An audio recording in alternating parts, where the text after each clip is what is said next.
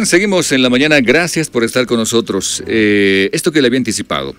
Hablar de la violencia y asumir también nuestro rol y, por supuesto, entender también lo que estamos viviendo desde una perspectiva autocrítica, pero también, digámoslo así, ¿no? Entender un poquito para ver cómo se mejora. Nos acompaña el día de hoy el licenciado Daniel Vázquez, él es psicólogo, docente universitario, además con muchas experiencias, además tiene especialidades en varias áreas en la psicología, terapeuta, ha trabajado el tema de violencia, pero a profundidad también, y nos acompaña el día de hoy. Licenciado, ¿cómo está? Qué gusto, gracias por el tiempo y este contacto con la red Pío XII de tiempo, lo tenemos acá en contacto. Bienvenido, buenos días. Muy buenos días, muchísimas gracias por la invitación. Un gusto pues estar acá en Red Pío XII. Muchas gracias. Gracias de verdad por el tiempo, licenciado. Y sí, qué gusto tenerlo otra vez aquí en la radio. Debo empezar por preguntar y luego entrar a algunos temas en específico. En nuestra sociedad, como digamos sociedad boliviana, hablando un poco también de lo que nos toca como cochabambinos, ¿usted podría decir que somos una sociedad, sin hablar de niveles, pero digamos que sí en esencia, como parte de su vivencia, una sociedad violenta? ¿Somos violentos en Bolivia? Pues en general, para categorizar, digamos, de ser violentos, dependiendo digamos, tendríamos que hacer una división incluso, ¿no? ¿Dónde somos más violentos? ¿En qué época etaria? Es decir, ¿a qué edades somos más violentos, ¿no? Dependiendo pero en general sí hay violencias disfrazadas, hay violencias directas, hay violencia, por supuesto que sí, en todas las sociedades, y en la nuestra, por supuesto, hay violencia, ¿no? Tenemos un nivel de violencia que se manifiesta de varias formas, Uh-huh. Ahora, obviamente, violencia ya negativo para nosotros, pero en ese marco también de identificar, digamos, cuándo somos más violentos, si es por edades o también por situaciones. En términos, digamos, de identificar algo, ¿a qué edad generalmente las personas pueden ser o son más violentas? Normalmente los adolescentes tienden, ¿no? Por los pares, por el contexto familiar, por los modelos que nos impone la sociedad, pueden empezar una violencia, ¿no? Pero eso es muy igual relativo. También en el colegio, en la escuela, en primaria, también se pueden manifestar ciertos niveles de violencia. Esto depende del aspecto del contexto sociocultural en el que se desenvuelven las personas, ¿no? Nosotros escuchamos del bullying o escuchamos también, ¿no? de otro tipo de violencias en los colegios, ¿no? La marginación, ponerle al hielo, hablar mal de las personas, ¿no? Entonces, estamos, ¿no? A través de los medios digitales hay también mucha violencia, ¿no? Entonces, pero hay en los niños, hay en los adolescentes y por supuesto en los jóvenes y adultos se manifiesta la violencia, ¿no? Bien, ahora, hay casos que han ocurrido recientemente en el país, en Cochabamba, donde hemos visto, por ejemplo, por mencionarle uno que nos llama mucho la atención, pero hablando también con autoridades, resulta que no es el único caso. A ver, le voy a contar esto que también usted sabe entrar. En el trópico de Cochabamba, un par de adolescentes acaban matando a la compañera del colegio, también casi de la misma edad, y la acaban matando, ¿no? Y no fue un accidente, realmente fue una pelea y la acaban matando. Este es un acto de violencia. Alguien me decía, ojo con decir aislado, porque habría que revisar si realmente es un hecho aislado.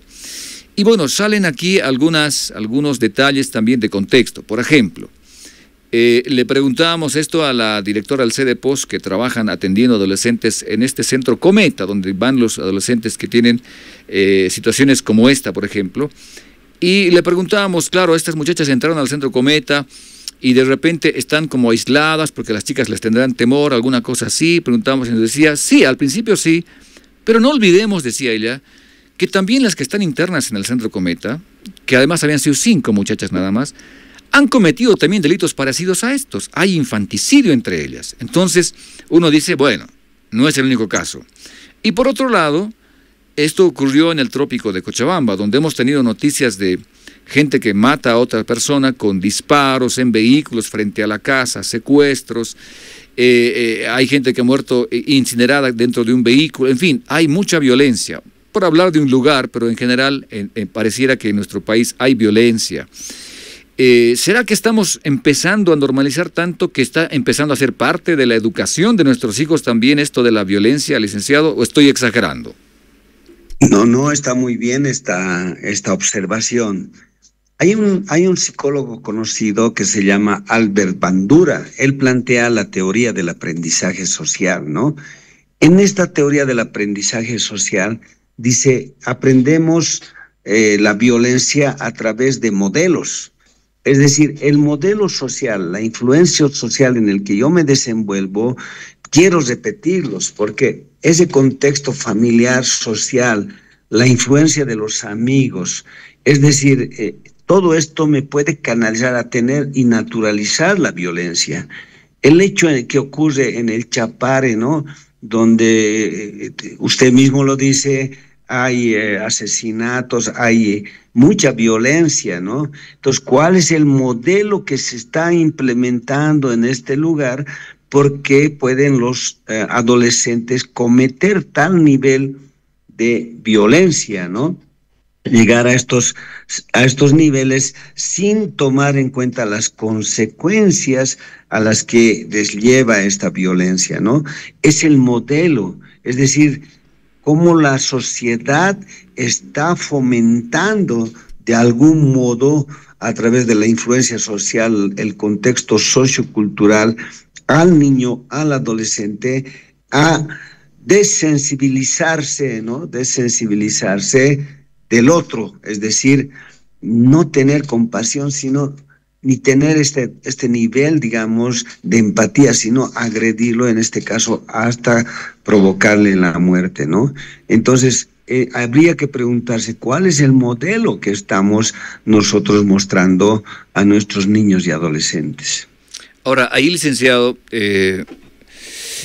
bueno, yo sé que habrá gente que dirá en el trópico, pero no todos son así, cierto, hay gente que está muy digamos, muy opuesta al tema de la violencia, a estos secuestros, estos hechos que son realmente muy preocupantes, dan mucho temor además, pero que también viven ahí, es decir, inevitablemente los hijos de quienes no participan de todo esto, que es una gran mayoría, están en medio de todo esto, y es inevitable que estén afectados. Cierto que es algo que pasa por una cuestión de donde vivimos, independientemente si estamos de acuerdo o no, estamos siendo parte indirectamente, ¿cierto?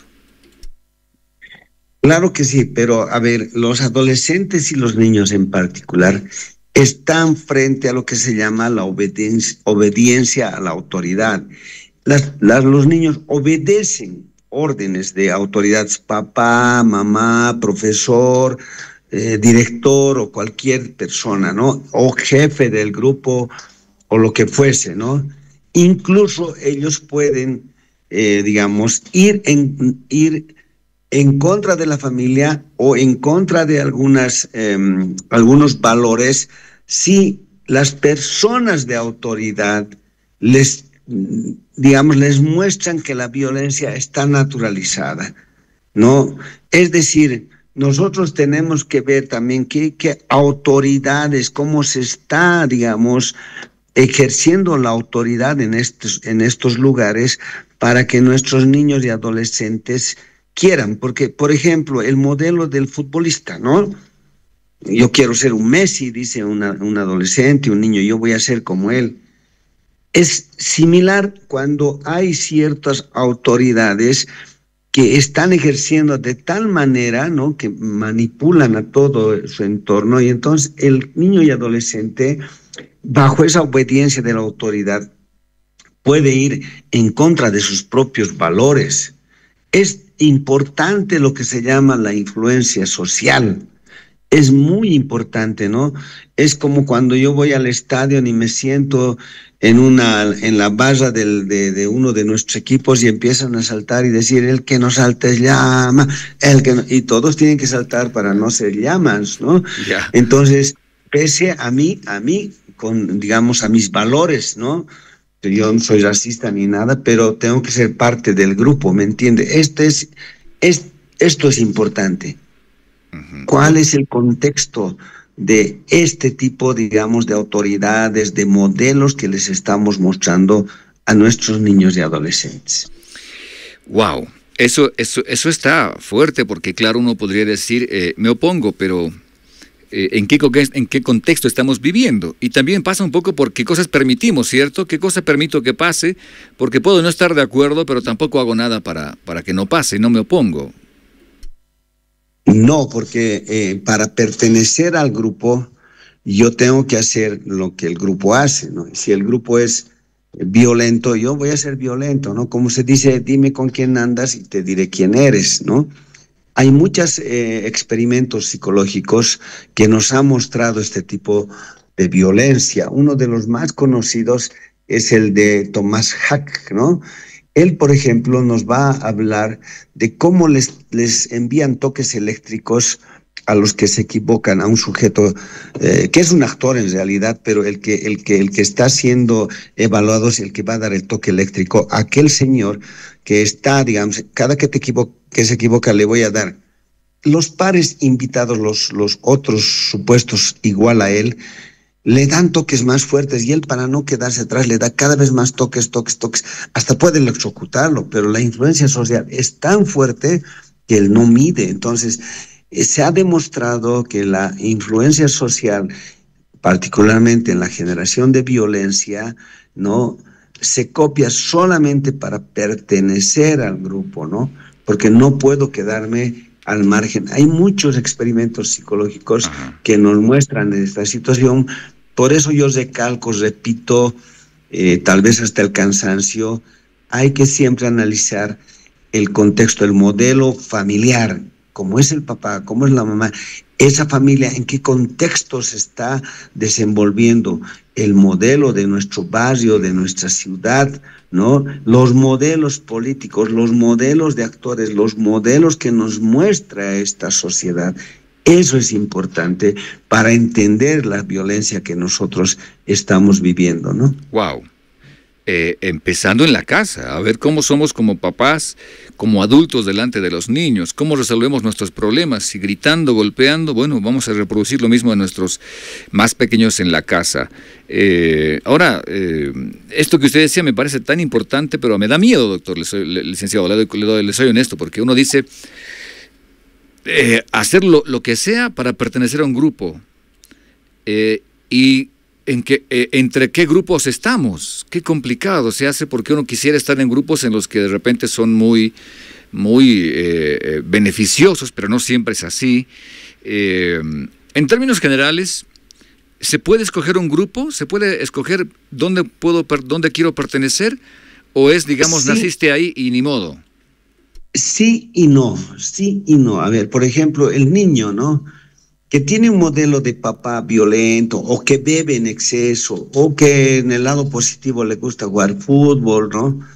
Entonces copia ese modelo, porque cuando nosotros vemos como psicólogos a los niños, obviamente estamos viendo el reflejo de la familia, de los papás en el niño. El niño que viene y se está haciendo con una enuresis, es decir, se hace pis en las noches y tiene 8 años, entonces nosotros podemos hacer el tratamiento a él, sí, pero también al contexto, porque el papá se está divorciando, se están insultando, la mamá le está diciendo, yo me lo voy a llevar al hijo, tú te lo vas a llevar, tú eres una loca, tú eres un alcohólico, y en ese medio está el niño haciéndose pis. Entonces nosotros tenemos que ver ese contexto, ¿no? El niño no puede escaparse de esa realidad. Y ya cuando son adolescentes, entrar a una pandilla, por ejemplo, donde tiene que pelear, incluso a veces robar, beber, drogarse, en fin, para pertenecer. Él puede elegir, pero si su contexto familiar está, digamos, mermado, no va a poder elegir. Por ahí quiere pertenecer a ese grupo para buscar ciertos niveles de reconocimiento. Y en los adultos nos toca lo mismo. Si yo quiero pertenecer a un partido político, No tengo que callarme muchas, digamos, fechorías o algunas conductas que no están con mis valores, pero yo quiero pertenecer a ese grupo y tengo que callarme, aguantarme y seguir esta línea, ¿no? Entonces depende de la situación si yo puedo o no puedo tener. Y nos falta pues mucha educación, esto es importante, ¿no? Qué importante eso. Es decir, no es una cuestión de niños. A todos nos pasa esto de querer pertenecer a un grupo y ahí es donde negociamos nuestros valores, nuestros principios, nuestra educación, porque es más fuerte la presión de pertenecer. Eso estoy entendiendo. Sí, sí, por supuesto que sí. Es muy importante, ¿no? La influencia social, la conformidad, vamos a decir, de poder alinearme o pertenecer a un grupo, ¿no? Por muy equivocado que ese grupo esté según mis valores, pero yo quiero estar ahí, ¿no? Y entonces voy a beber, voy a mentir, voy a vestirme, voy a realizar muchas conductas que a veces no están con mis valores, pero me dejo llevar por esa línea, ¿no? Wow. Y hoy en día, claro, por supuesto, es otro tema, la influencia de las redes sociales, que tanto a adultos como a niños, pues, de un modo u otro, tiene una influencia muy negativa, digamos, en muchos aspectos, que tiene lo positivo, pero también tiene lo negativo, ¿no? Wow, eso es muy cierto. Ahora, licenciado, claro, hasta ahí, digamos, uno hace como un análisis, dice, esto nos está pasando, nos pasa a todos, habrá gente que podrá decidir con mayor facilidad y otros no, hay quienes son más vulnerables que otros. ¿Cómo salimos o cómo evitamos? No sé por cuál se empieza. Bueno, yo creo en la educación, ¿no? En la educación y en los valores, pero esto es de un sistema, ¿no? Es decir, tenemos que recomponer la educación en Bolivia, porque nosotros estamos mal educados, ¿no? Y con hechos tan triviales como pasarte en luz amarilla, no respetar, los motociclistas pasan en luz roja, no tienen ningún problema, ¿no? O aquí el que no paga impuestos, el que no hace fila, es el más vivo, el más inteligente. Ese tipo de valores tenemos en nuestra sociedad. No somos una sociedad perfecta. Por supuesto, tenemos grandes, digamos, problemas en este nivel, ¿no? Deficiencias. Entonces, la educación debe ser primordial, pero en la situación política, económica, social en la que nos encontramos, uno ve con cierto, digamos, pesimismo toda esta educación que deberíamos cultivar y tener, ¿no? Tenemos grandes valores desde nuestros ancestros, ¿no? Pero también se la está maleando, ¿no? Por ejemplo, el ayllu, que es un nivel de cooperación y de buena administración del sistema, pero hoy en día parece que el ayllu más sirve para tienes que ir a las marchas, tienes que bloquear o tienes que hacer esto, si no te vamos a quitar tu terreno, o este tipo de situaciones, ¿no? Y en las ciudades más o menos ocurre lo mismo, ¿verdad? Ahora, licenciado, a ver, trabajar en valores, en lo pequeñito, ¿cómo se trabaja en una casa, por ejemplo, el valor de decir la verdad, el valor de... o generar confianza para hablar transparentemente? ¿Cómo se genera esto? La confianza para hablar y no ocultar cosas, que sería un valor interesante. Por ejemplo, uno dice, ojalá hubieran políticos que fueran transparentes independientemente de lo que les signifique eso. Claro, en la familia es muy importante, como yo decía, el modelo, ¿no? Si el papá miente, si el papá engaña, si el papá es violento, obviamente el modelo, el hijo va a adquirir estos niveles, digamos, de aprendizaje, ¿no? Si nosotros los papás mostramos, por ejemplo, hay alguna tendencia muy visible en nuestra sociedad, es la crítica al niño, ¿no? Apenas hace caer el vaso de refresco, eres un tonto, eres un tal, ¿no? Entonces, o decirle al niño, a tu edad, ya tienes 10 años, a tu edad yo los pegaba a todos los de mi curso, yo era el presidente de mi curso. Ese tipo de descalificaciones merma al niño, ¿no? Entonces, todos nos equivocamos, somos seres humanos que pueden derramar una copa, es normal, pero no puedo hacer un escándalo por esto, ¿no? Entonces, los valores están ahí en esas pequeñas cosas que debemos dar a nuestros niños, la paciencia, obviamente, la calma, que todo el mundo dice, a ver, cálmate, pero no entienden que la calma es un valor sumamente importante dentro de la familia, porque si no actuamos con calma y tomamos las cosas con calma, podemos equivocarnos. Entonces, los valores de honestidad, de verdad, de afecto positivo, ¿no? De llevarse bien con el otro, de la empatía, y todos estos se deben cultivar, por supuesto, en el hogar y también en la escuela, ¿no? Entonces, pero necesitamos, obviamente, educación en la familia y en las instituciones que están encargadas de todo esto, ¿no? En el barrio también, por supuesto. Qué importante esto de la calma para evitar decir cosas que no debes o que te arrepientas después, o hacer peor cosas que luego te arrepientas. Y muchas veces, licenciado, usted me dirá si estoy equivocado o no, pero me parece que hay casos que se dicen que aunque luego pidas disculpas, no se arreglan. Así que la calma es muy importante. Es sumamente importante manejar, ¿no?, nuestras emociones. Antes se hablaba de solamente la inteligencia, digamos, cognitiva. Hoy también hablamos de la inteligencia emocional, ¿no? Yo debo saber manejar mis emociones. Cuando alguien me insulta en la calle porque he pasado, no sé, la calle sin fijarme o cualquier otra cosa, te insultan, especialmente entre conductores se andan insultando. Entonces, yo tengo que manejar para qué me voy a pelear con alguien que ni conozco y vamos a saber qué problemas tendrá, ¿no? Entonces yo tengo que saber manejar mis emociones en la casa, en la calle. Es muy importante, ¿no? Porque si no, pues vamos a vivir en un nivel de agresividad y de estrés que no nos conviene, ¿no? Wow, a ese nivel de calma y control. Ahora, mirando hacia futuro, ¿en cuánto tiempo, si empezamos de repente a calmarnos, a controlarnos un poco, en cuánto tiempo tendremos, no sé, una generación que no tenga que aprender, sino que ya sea calmada y que genere otro tipo de generación más? Bueno, es parte, ¿no? La violencia del ser humano, ¿no? Es parte, pero hay sociedades que muestran mayor tolerancia, mayor manejo, digamos, de la violencia, ¿no? Mientras otras sociedades son mucho más agresivas, ¿no? Entonces, en nuestro país en particular, ¿no? Parece ser, ¿no?, lo que ha ocurrido en Colombia o en México, ¿no? Ha habido muchísima violencia a tal punto de que no se podía pasar por ciertos lugares, ¿no?, si no era con permiso de los dueños de aquel lugar. Entonces, los jóvenes, los adolescentes, veían un futuro en esa violencia y lo han hecho, ¿no? Narcotraficantes y demás, en México en particular hay mucho reporte de esto, ¿no? Entonces, tenemos que tener cuidado con esto. Si vamos a ver hacia el futuro, entonces, a ver hacia dónde estamos siendo con nuestra sociedad, ¿no?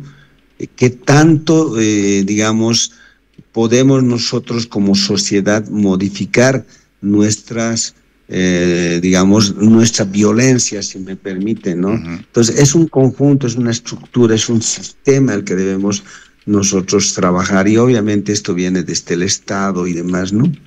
Bueno, en la familia, pareja, papá y mamá, es buena idea que los hijos vean, por ejemplo, que, bueno, tampoco hay que mentirnos, es decir, tampoco podemos mostrar una realidad que no existe, ¿no? Papás que se aman, nunca se gritan, siempre están de acuerdo, eso no existe tampoco, pero de repente sí cómo resolver problemas sin llegar a lastimarse. Podemos estar en desacuerdo, incluso decir, no estoy de acuerdo, o de esto no quiero hablar ahora. ¿Es correcto hacer eso? Claro, hay que saber manejar todo el entorno. Entendemos que a veces nos puede ganar ciertas emociones y nos salimos de nosotros mismos. Es normal, es natural, digamos. Pero ya llegar a ciertos niveles de violencia que pueden traumar al niño o que pueden afectar nuestra relación, Entonces ya estamos en un nivel, digamos, de no saber manejar y muchas personas no saben manejar sus emociones, no saben manejar sus reacciones, no saben manejar el estrés y toda esta situación, ¿no? Y entonces nosotros debemos básicamente educarnos en el manejo, ¿no?, de estas situaciones en la familia. No puedo discutir delante de mi niño, no es, lo puedo traumar, pero en nuestro medio se hace con mucha facilidad, ¿no? Se lo involucra, se lo manipula a través del niño, del adolescente, y entonces no nos damos cuenta que estamos sembrando, ¿no?, algo muy negativo que después nosotros mismos podemos cosechar, ¿no?, en nuestros hijos. A ver, me voy a atrever a algo, licenciado, aprovechando Claro. su experiencia, me voy a aprovechar de este momento y le voy a poner un par de preguntas. ¿En qué momento los hombres somos más débiles para ser violentos? ¿En el estadio o manejando auto? Y creo que ahí sería un buen termómetro para ver qué tan somos delante de nuestros hijos, por ejemplo. Luego le voy a preguntar de las mujeres, pero los hombres, me parece a mí, somos muy desaforados en el estadio y manejando el vehículo, ¿no? Uno diría, así eres realmente, eso eres. ¿Está bien eso? ¿Es buen parámetro para Claro, medirnos? sí, pero hay una personalidad básica, ¿no? Algunas personas, conforme pasan los años, se calman, ¿no? Muchas personas dicen, mi papá cuando yo era niño era agresivo, ahora ya es pasivo, es buen tipo, pero cuando era niño les sacaba la mugre a mis hermanos mayores, a mí no me tocó, ¿no ve? Ah, Entonces, ha aprendido a manejar, ¿no? En cambio hay otros que más grandes se vuelven más violentos, no saben manejar, no se han educado, no han madurado. La madurez no tiene que ver con la edad, sino con la exigencia que uno mismo se hace y responder en el contexto, ¿no? Entonces, si va uno al estadio y le escucha gritar, árbitro, eres un tal, un cual, que te voy a hacer esto y lo otro. Y yo he llevado a mi niño y mi niño escucha, ¿no? Y claro, pero si yo también lo hago, mi niño también lo va a hacer, por eso. supuesto que sí, ¿no? Y cuando yo estoy conduciendo ocurre lo mismo, ¿no? Mi niño está conmigo y yo me estoy peleando con uno y otro conductor también, ¿no? Y hasta desafiándonos. Entonces mi niño va a aprender. Entonces, depende de la personalidad de cada sujeto, de cada persona, para las reacciones, digamos, que yo tenga frente a la situación que me genera violencia, ¿no? Yo tengo que saber manejar. ¿Qué gano yo gritando, digamos, vulgaridades dentro del estadio, ¿no?, o al otro conductor? ¿Qué gano yo? ¿En qué me beneficia? ¿No? Entonces yo tengo que pensar y claro, en ese momento es automático, pero cuando ya lo tengo introyectado, que es parte de mí, ya no lo hago, ¿no? Claro, puedo gritar el gol y alegrarme o reclamarle a alguien, pero ya no al nivel de que me afecte emocionalmente de tal modo negativo, ¿no? De acuerdo, de acuerdo. O si no, vamos a ver el partido cuando lo jugamos nosotros, que también es otro termómetro interesante. Bueno, lo ponía como ejemplo porque de repente sirve mucho para mirarnos un poquito, ver en ese momento cómo soy y a ver si alguna vez preguntamos, hijos, cuando manejo soy, no sé, gritón, me enojo mucho. Podemos preguntar también, sirve. Claro, o si dices palabrotas, ¿no? Bueno, cierto, cierto. Ahora, para ser justos, porque sé que van a reclamar, si no pregunto esto, ¿en qué momento las mujeres pueden ser, digamos, como alguien dice, ¿no? Desclavarse, ¿no? Y perder un poco el control. Me parece a mí que, por ejemplo, cuando llega la mamá sí, la mamá a la casa y los chicos no han hecho lo que tenían que hacer y encima hay desorden y ahí como que pierde control la mamá. ¿Ese puede ser un buen momento para pensarse, mirarse o es justo que se enoje mucho de repente ahí? Claro, es cómo manejamos las personas, ¿no? La mamá, vamos a pensar que no le gustan los calcetines tirados, ¿no?, en el dormitorio. Y entonces andan, yo tengo que hacer todo, ustedes no hacen nada, son unos flojos que ta. ¿No? Entonces, pero los chicos no ven con los ojos de la mamá, ni el papá ve con los ojos de la mamá que quiere el orden, porque hay personalidades con mayor orden, hay personas que son desordenadas, pero en el caso, digamos, de la mamá, yo cocino, ustedes no me hacen caso y siempre está molesta, entonces Claro, ella quiere cierto nivel de reconocimiento, de agradecimiento, de afecto por todo lo que hace y no le dan. Entonces esa frustración le provoca agresividad, ¿no? Le provoca estos reclamos, pero si ya lo sabe y ella dice, este es mi rol y yo lo voy a hacer, yo voy a ordenar, aunque a ellos no les guste, porque yo me siento bien en esta casa ordenada. Eso no quiere decir que se vuelva la esclava, sino que yo ya no me estreso por estas situaciones, ¿no? Entonces debemos saber manejar nuestras emociones. Y claro, es muy importante nosotros en los niños y en los adultos en general, saber, digamos, manejar las frustraciones, porque a mayor frustración, dice la ley en psicología, a mayor frustración, mayor agresión, ¿no? El que se frustra va a agredir. Los agresivos están frustrados. Qué importante esto, licenciado. A ver, la frustración genera ira, violencia. Sí, Entonces, sí. por ejemplo, a ver, aplicando un poquito esta figura o esta idea, la mamá llega a la casa todo desordenado, se frustra porque no está como esperaba, no le han obedecido, no han escuchado, no le han atendido, hasta sienten que faltan al respeto, no hay trabajo de equipo, está frustrada, pero muy frustrada, entonces por eso reacciona con rabia. Sí, sí, claro, y no sabe manejar, ¿no?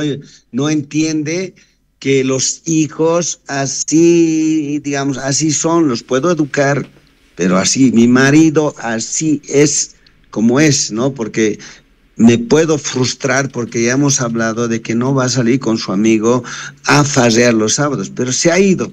Entonces, esa frustración me da, no puedo manejarla, me da tal enojo que me voy a querer ir de la casa, o voy a jalar mi jeta una semana, o no voy a hablar con él, le voy a hacer sentir mi enojo, ahora ya no gritando, sino de otros modos, ¿no?